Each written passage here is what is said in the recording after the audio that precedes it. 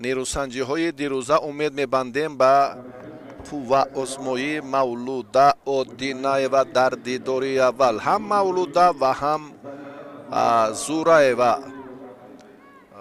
این بانوی فدراسیون روسیه است که از دسته بی‌طرف هنرنمایی میکند. این چهره هم چندان تجربه بزرگ ندارد چون که 20 ساله است. زالینا زورایوا، اگر زالینا جورایوا گوییم با لفظ و تلفظ ما، آنچه که در صورت مجلس است همان است.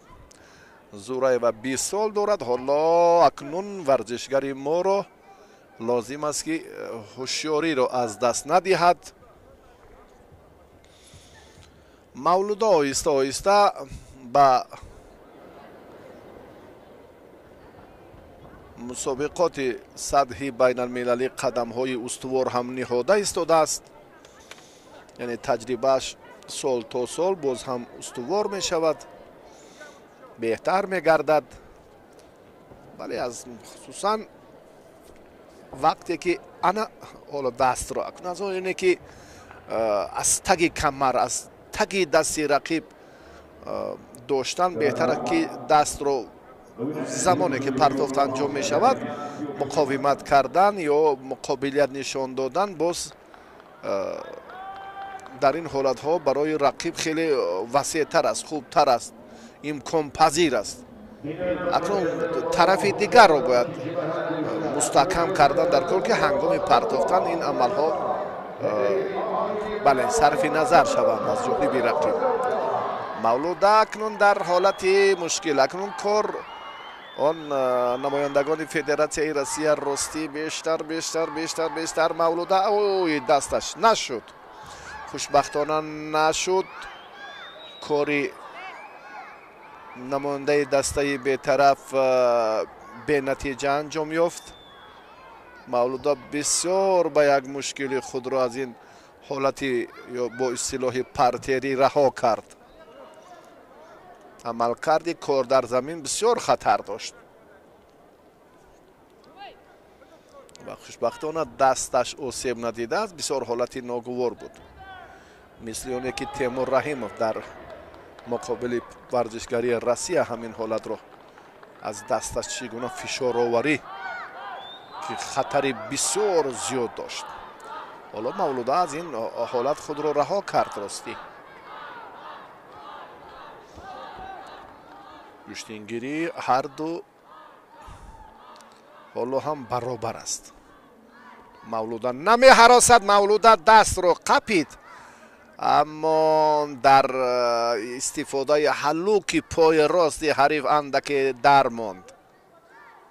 برای این مولوده را لازم بود که نیمه راستی رقیب را نزدیکتر اختیار کند که کار در استفاده این اصول باز هم جالبتر انجام پذیرد.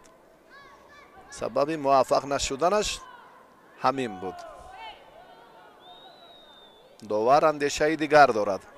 به هر دو فکر میکنم. بله، برای سوس گوشتین گرفتنشان 2 دقیقه سیوم هم سپری می شود. از بالا مولوده، از بالا، از بالای از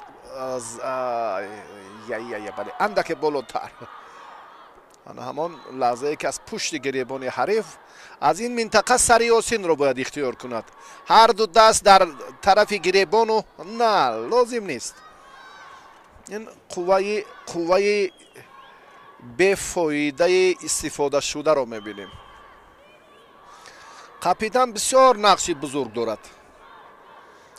که در جدا آن را کمیکت هم میگویند و کاملا خود را باید در عملهای کار در زمین محافظت کند.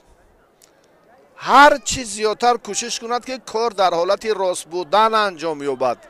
این را مولوده نباید فراموش کند، چون که ورزشگر بانوان فدراسیون روسیه حتی نورسانش هم در عملهای کار در زمین خیلی خوبند و همتا ندارند. مکتبی سمبو که روش میکند حالا کار در زمین یا با اصطلاح پرتری این ورزشگران خیلی هم قوی است. مولوده کمی مانده شد. اما خود را خوب دفاع کرد از حلوک خیلی مشکلی داخله که اینجا زورایو انجام داد. دقیقه آخرین گوشتینگیری مولوده معقول، هرچند امتیاز ندارد، این برای ما اکنون مهم است، اما در قیاس با قوه آزمایی های پیشینه که مولوده میکرد بسیار هم علم‌آور با باخ روبرو میشد. حالا سزاوارانه گوشین گرفته ایستاده است، هر دو در یک حالتند. دستی این قپیدن خیلی منفیت آور است، اما دستی راستی مولوده در جای ضروری نیست. باز همان حالت چی لازم که خود را به همان کار، همان حالت مشکل دوچار کردن با پرتی رو وقتی اساسی انجام یافت. اکنون هر دو برای امتیاز طلایی مبارزه خواهند برد.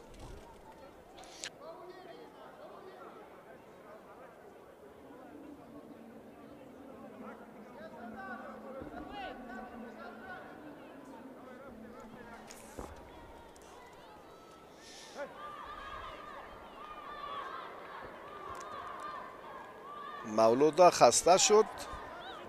آی آی آی دیدید خستگی اشتباهی که به سوی پیش نشان داد، به سمت چپ پرتافت انجام داد. این یک جهتی باختنش کمی خسته حال شدنش است. طرزی بعد که خسته شد الکی اشتباه به میان میآید خواه و نخواه. اما 4 دقیقه گوشتینی بهتر گرفت. در دقیقه اول وقت اضافه دوچاری باخ شد.